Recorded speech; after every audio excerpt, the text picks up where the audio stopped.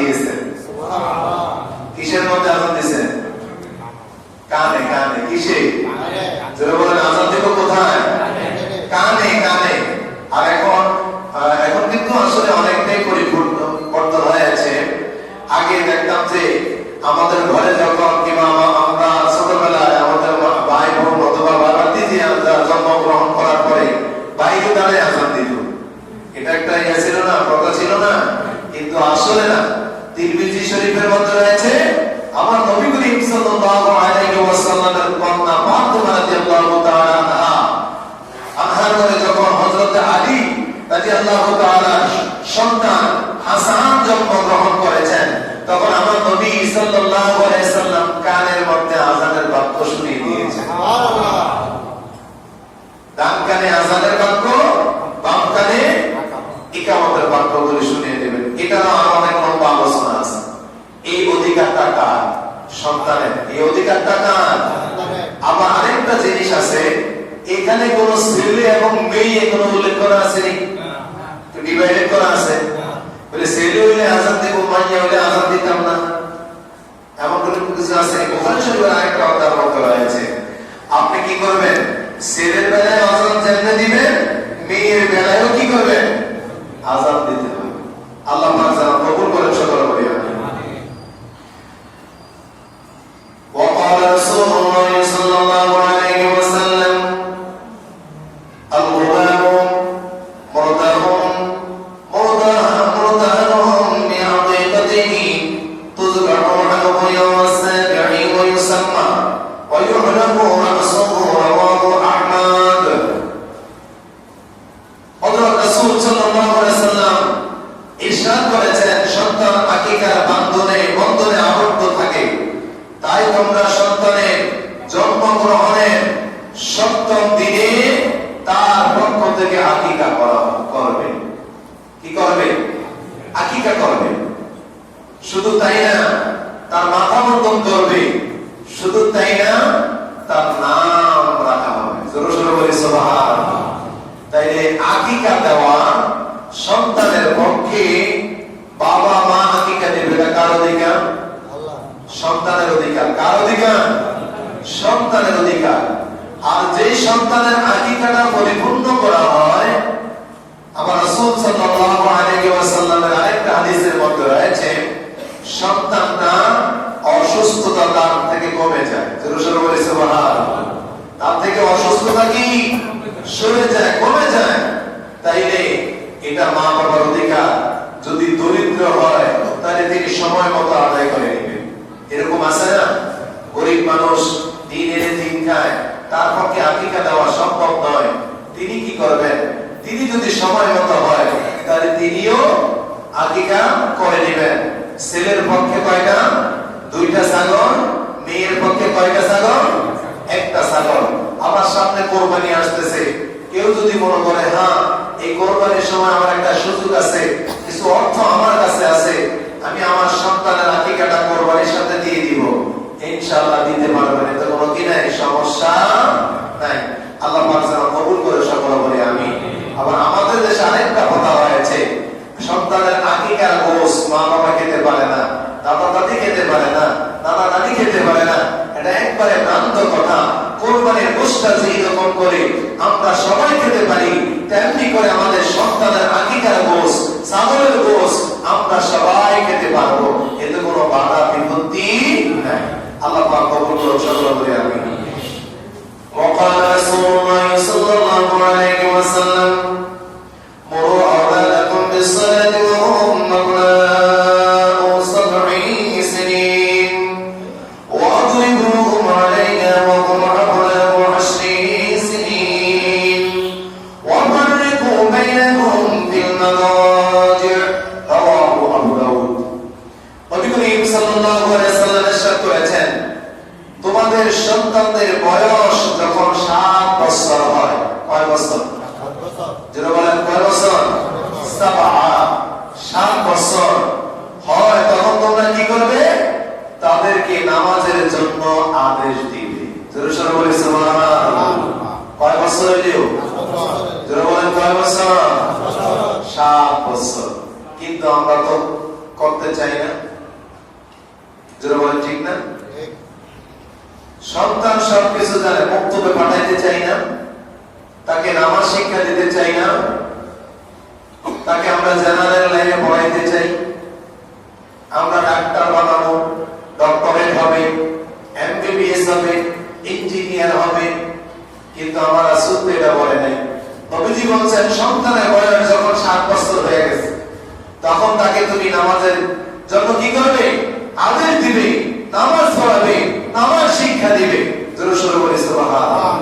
খালি তুমি নামাজ পড়ো, এই জন্য আমার আল্লাহ বলছেন ওয়ালাইকুম নারা, তুমি একা নামাজি হলে হবে না, একা জাহান্নাম থেকে বাঁচতে হবে না, তুমি তোমার পরিবারকে নিয়ে ওয়ালাইকুম নারা, তোমার পরিবারকে নিয়ে বাঁচতে হবে। জোরে সোরে বলি সুবহানাল্লাহ। তো আপনার সন্তানকে আপনার পরিবার না, আর সন্তানকে আমার না। আমি নামাজ পড়তে আসছি, আমি তো আমার সন্তানকে নামাজের কথা বলি নাই। বলি নাই তো বিবি, সন্তানের বয়সটা তো 7 বছরের উপর হয়ে গিয়েছে, তাকে আমরা নামাজ পড়ানোর জন্য দাও, আমার সাথে তাকে নামাজের জন্য নিয়ে যাই, এই কথাটা বলি নাই। আল্লাহ যেন আমাদেরকে, আমাদের সন্তানদেরকে নামাজি বানানোর তৌফিক দান করুন, সকলে বলে আমিন।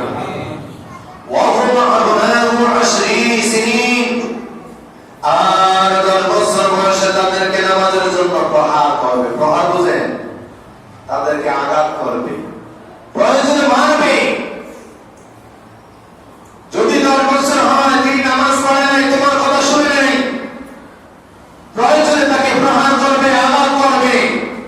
শুধু তাই না ভাইরা বাবারা, বলছে ওয়াফাররিকু বাইনাহুম ফিল মাদাজি', প্রয়োজনে তার বিছানা তুমি পৃথক করে দিবে। আমরা কি এটাকে উপস্থিত কোনদিন করি নাই? সন্তান কিভাবে মা বাবার কদর বুঝবে? সন্তান আমাদের কদর কিভাবে বুঝবে? সন্তান কোরআন তেলাওয়াত কিভাবে শিখবে? সেটা তো আমি মা বাবা কোনদিন তাকে সেই শিক্ষা দেই নাই। দুর্বল দিছি। আচ্ছা, নামাজ শিক্ষা দেওয়া এটা কার অধিকার? বাবার উপরে কার অধিকার? সন্তানের। কার অধিকার? তাকে সুশিক্ষা দেওয়া কার অধিকার? সন্তানের অধিকার। তাকে কোরআন শিক্ষা দেওয়া কার অধিকার? সন্তানের অধিকার। তাকে দ্বীনের ইলম শিক্ষা দেওয়া এটা কার অধিকার? সন্তানের অধিকার। কিন্তু আমরা তো এখন মনে করি না, আমি যদি তাকে জেনারেল লাইনে পড়াই চাই, জেনারেল শব্দের অর্থ কি? সাধারণ। এই সাধারণ শিক্ষার জন্য এত কিছু করি, কিন্তু যেটা অসাধারণ, যেটার মধ্যে দুনিয়াতে সম্মান, আখিরাতে মুক্তির পথ রয়েছে, দুনিয়াতে কল্যাণ রয়েছে, রহমত রয়েছে, বরকত রয়েছে, নিয়ামত রয়েছে, যেটার দ্বারা মা বাবা সম্মানী হবে, যেটার দ্বারা মা বাবার সর্বদিক দিয়ে মুক্তির পথ রয়েছে, সেই শিক্ষায় তো আমরা কোনদিন সন্তানকে শিক্ষায় শিক্ষিত করতে চাই না। যারা বলেন ঠিক কি? কোরআনে হাফেজ বানাইতে চাই না। হাফেজ হয়ে কি করবো? কোরআন তেলাওয়াত কত শিখছে। আচ্ছা বলেন তো, একজন কোরআনের হাফেজ আর একজন ডক্টরেটের সম্মান কি? একজন কোরআনের হাফেজের সম্মান, একজন তালিবুল ইলমের সম্মান, একজন আলেমের সম্মান, আর একজন এমবিবিএস এর সম্মান কি? জোরে বলেন এক, আওয়াজ দিয়ে বলেন এক। কখনো এক না। জেনারেল লাইনে যে সন্তানগুলি শিক্ষায় শিক্ষিত হয়, অনেক জায়গায় অনেক সমাজে দেখা যায় এই সন্তানগুলি একদিন মা বাবার উপরে অত্যাচারিত করে। ঠিক কিনা? তাদেরকে বিভিন্ন ভাবে কষ্ট দেয়, তাদেরকে বৃদ্ধাশ্রমে রেখে দেয়। ও আমার ভাইয়েরা বাবারা, এই জন্য আমার রাসূল সাল্লাল্লাহু আলাইহি সাল্লাম বলেছেন, তাকে যদি তোমরা দ্বীনি শিক্ষা দাও, তালিবুল ইলম বানাও, আলেম বানাও, সে কোনদিন তুমি মা বাবার সাথে বেয়াদবি করবে না, মা বাবার সাথে অসম্মানী কথা বলবে না, মা বাবাকে কখনো ধমক দিবে না, মা বাবার খাবার বন্ধ করে দিবে না, মা বাবার সাথে অসদাচর আচরণ করবে না, মা বাবার পোশাকের ব্যবস্থা, বস্ত্রের ব্যবস্থা কোনদিন তিনি কষ্ট দিবে না, মা বাবাকে যথাযথভাবে সম্মান করবে। একজন আলেম সন্তান আদর পর্যন্ত কোনদিন মা বাবার সাথে বেয়াদবি করে নাই এবং করবেও না। সুবহানাল্লাহ। কারণ তার মধ্যে রয়েছে দ্বীনি ইলম, তার মধ্যে রয়েছে নবীর ভালোবাসা, তার মধ্যে রয়েছে কোরআনের ভালোবাসা, তার মধ্যে রয়েছে আমার কি বলে পরিবারের ভালোবাসা। যারা বলেন ঠিক কিনা? তার মধ্যে রয়েছে কোরআনের ইলম। এই কারণে তিনি মা বাবার শ্রদ্ধা শিখেছেন, সম্মান শিখেছেন। কোরআন থেকে, হাদিস থেকে, ইসলাম থেকে সমস্ত দলিলাদি দিয়ে তিনি তিনি ইলম শিখার পর বলেন তো এই আলেম সন্তানটা কোনদিন মা বাবার সাথে কি বেয়াদবি করবে না সম্মান দিবে? সম্মান দিবে। আল্লাহ পাক যেন আমাদের সন্তানদেরকে নামাজি বানানোর তৌফিক দান করুন, সকল বলে আমিন। وقال رسول الله صلى الله عليه وسلم أدبوا أولادكم على ثلاث خصال محب نبيكم محب أهل بيته وعلى قراءة القرآن رواه الديلمي سبحان الله ديلمي شد محدث أحمد بن حزان হাইতামি মক্কি এর কিতাবের মধ্যে রয়েছে 262 নম্বর পৃষ্ঠায় আমার রাসূল সাল্লাল্লাহু আলাইহি ওয়াসাল্লাম বলেছেন, তোমরা তোমাদের সন্তানদেরকে তিনটি বিষয় শিক্ষা দিবে। কয়টি বিষয়? আওয়াজ দিয়ে বলি, কয়টি বিষয়? আরো জোরে, কয়টি? তিনটি। আদিবু আওলাদাকুম আলা তালাসি, তোমাদের সন্তানদেরকে তোমরা তিনটা বিষয় কি করবে? আগে শিক্ষা দেবে। এক নাম্বার হলো হুব্বি নবীকুম, তোমরা সর্বপ্রথম তোমাদের সন্তানদেরকে আমার নবীর ভালোবাসা শিক্ষা দিবে। আস্তে করে সুবহানাল্লাহ, একটু জোরে বলেন সুবহানাল্লাহ। কার ভালোবাসা? সর্বপ্রথম কার ভালোবাসা? নবীর ভালোবাসার মধ্যে মা বাবা আছেন, আদর্শ আছেন। তাহলে নবীর আদর্শ, নবীর ভালোবাসা যদি আমার সন্তানরা শিক্ষায় শিক্ষিত হয়, তাহলে এই সন্তান নিয়ে আর আমার টেনশন করতে হবে? নামাজের চিন্তা করা লাগবে? হক হালালের বিষয় নিয়ে তার উপরে আমার কোনো ধরনের টেনশন থাকবে? থাকবে না। এরপরে বলছেন ওয়া হুব্বি আহলি বাইতি, তারপরে তোমার পরিবারের ভালোবাসা তাকে শিক্ষা দিবে। জোরে জোরে বলি সুবহানাল্লাহ। তখন কি সে একটু বড় হবে না? এটা তোমার বাবা, বাবার সাথে উচ্চ বাক্য কথা বলা যায় না। এটা তোমার মা, এটা তোমার চাচা, এটা তোমার জেঠা, এটা তোমার ফুফু, এটা তোমার ফুফা, এটা তোমার বাবা, তাদের সাথে বেয়াদবি করা যায় না। তাদেরকে ভালোবাসতে হয়, তাদেরকে সম্মান দিতে হয়, তাদেরকে দমন দেওয়া যায় না, তাদের সাথে বেয়াদবি করা যায় না।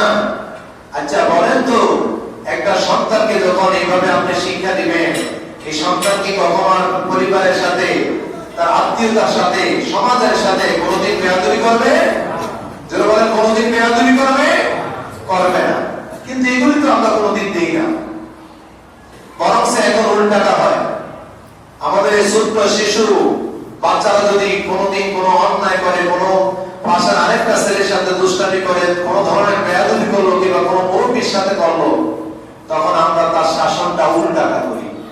যারা বলেন ঠিক না? হ্যাঁ, এটা আমার সন্তান, কোনোদিন এই অন্যায় করতে পারে না, এরকম করি না? করি। আমার সন্তান কোনোদিন মিথ্যা কথা বলে না। আসলে বলছে না? বলছে। কেউ আসলে বলছে না? বলছে। আমার ছেলে কোনোদিন চুরি করতে পারে না। আসলে করছে না? করছে। আমার সন্তান কোনোদিন আপনার সাথে বেয়াদবি করা তো দূরের কথা, আপনার কাছে নিয়ে তো যাবে না, এটা আমার সন্তান। এরকম গর্ব হয় না? হয়। কিন্তু আসলে সেই শিক্ষাগুলিকে আমরা দিচ্ছি। এই যে মনে করেন সামনে একটা ঈদ আসতেছে, রোজার ঈদ গেল, সন্তানেরা বাজি উঠে কি কথা বলা উঠেছি, এটা কি ভালো কাজ না খারাপ কাজ? কোনদিন আমি তাকে বুঝাইছি, বাবা এটা করে না, এটা আমাদের ইসলামে নাই, এটা কোরআনে নাই, এটা হাদিসে নাই। বাবা এটা তো আমার কবিরা গুনাহ, বাবা এটা তো অন্যায় কাজ, বাবা তুমি তো ওকে গালি দিছো, এটা তো ভালো কাজ না। বললো গালি দেওয়া কি ছোট গুনাহ না বড় গুনাহ? কিন্তু আমি যেটা বলি নাই, এই যে সন্তানটা বাজে কিনে আনলো টাকা টাকা, কি কথা বল না কাকা, আমি বাবা না, আমি বাবা যে তাকে টাকা দিলাম, সে যে এটা দিয়ে অন্যায় কাজ করলো, আমি তো কোনোদিন আমার সন্তানকে বাধা দেই নাই। তাহলে আমি যে বাধা দেই নাই, নবীর মহব্বত শিখাই নাই, এই সন্তান কি ভালো হবে না খারাপ হবে? তাহলে সে বড় হইলে যখন ধমক দেয়, তো আমার ছেলেটা তো আমার সাথে বেয়াদবি করে, আমার ছেলেটা তো আমারে খাইতে দেয় না, আমার ছেলেটা বিয়ে করার পর আলাদা হয়ে গেছে, আমার ছেলেটা এখন আমার খোঁজ নেয় না। আপনি যে এরকম আপনার সন্তানকে ওই ছোট্ট শিশুর অবদান থেকে নবীর আদর্শ না শেখানোর কারণে, নবীর ভালোবাসা না শিক্ষা দেওয়ার কারণে, আপনার পরিবার পরিজনের মহব্বত ভালোবাসা শিক্ষা না দেওয়ার কারণে, আপনার কোরআন শিক্ষা না দেওয়ার কারণে আজ বলেন তো এই সন্তানটা কি আপনার হয়েছে না অন্যের হয়েছে? অন্যের হয়ে গেছে না? যদি আমি সেগুলি শিক্ষা দিতাম তাহলে তো সন্তান আর কোনদিন শ্বশুর বাড়ির ছেড়ে আমাকে তুই থাকে না। যেটা বলেন ঠিক কিনা? আপনি যদি নবীর ভালোবাসা শিক্ষা দিতাম, এই সন্তান তো কোনদিন আমাকে তুই অন্যের ঘরে রাত কাটায় না, রাস্তায় কাটায় না, বোমাবাজি করে না। আমার সন্তান কোনদিন শরাব পান করে না, আমার সন্তান কোনদিন মাদকের সাথে জড়িত থাকবে না, আমার সন্তান কোনদিন মদের আসরে বসবে না, আমার সন্তান কোনদিন জুয়ার আসরে যায় না। যদি আমি শিক্ষা দিই, যেটা বলেন ঠিক কিনা? শিক্ষা না দেওয়ার কারণে আমার সন্তান বরবাদ হয়ে গেছে। দুনিয়াবি নিয়ে আমি ব্যস্ত থাকার কারণে, সন্তানদেরকে সুশিক্ষা না দেওয়ার কারণে, এই ভালোবাসা শিক্ষা না দেওয়ার কারণে, এই পরিবারের ভালোবাসা শিক্ষা না দেওয়ার কারণে, এই কোরআন শিক্ষা না দেওয়ার কারণে এখন সন্তান বাদ হয়ে গেছে। এখন তিনি উপযুক্ত হয়েছেন, রুচি করার মতো সমর্থতা হয়েছে, সময় তার হয়েছে, চাকরি করে ব্যবসা করে এখন তার কাছে মা বাবার ভালো লাগে। যেটা বলেন ঠিক কিনা? আমরা যদি যথাযথভাবে আমাদের সন্তানদের হক আদায় করতাম, অধিকার থেকে বঞ্চিত না করতাম, তাকে যদি সুশিক্ষায় শিক্ষিত করতাম, তাইলে কোনোদিন এই সন্তান আমার বিরুদ্ধে আচরণ করবে না। যেটা বলেন ঠিক কিনা? আল্লাহ যেন আমাদেরকে বুঝবার তৌফিক দান করুন। সকলে বলে আমিন। আরো জোরে বলে আমিন। সন্তান যে আল্লাহর পক্ষ থেকে কত বড় একটা নিয়ামত, এটা আপনি যারা সন্তান পরিপূর্ণভাবে গঠন করেছেন তারাই একমাত্র এর স্বাদ গন্ধ বাস পেয়েছেন। যারা বলেন ঠিক কিনা? ওয়ালা আয়েশা রাদিয়াল্লাহু তাআলা قالت عربي الى النبي صلى الله عليه وسلم فقال أتقبلون تقطون الصبيان فما نقبلهم فقال النبي صلى الله عليه وسلم وأملك لك إن نزع الله من قبلك رحمة